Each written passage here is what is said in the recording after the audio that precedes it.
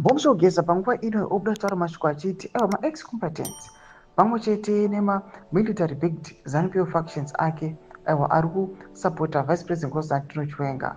Now ava kumuvha, they are taking a bid to impeach mutungamiri wenyika. Mashoko anobuda achitaura pamusoro pe-this anti-2030 move ne-immediate resignation yemutungamiri wenyika irikutaurwa naBombshogeza.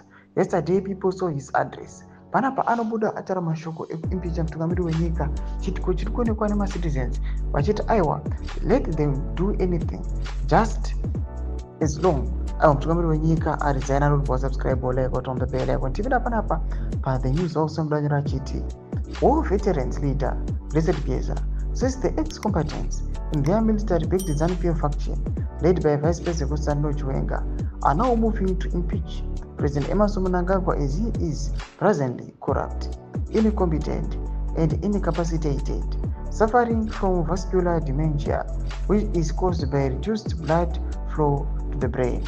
In course, the country can ill afford an ill president, Geza said. Thomas Kwamda toka pana Bombshogeza chita the country panguva ino haikwanisi kuafoda mutungamiri wenyika ari ill.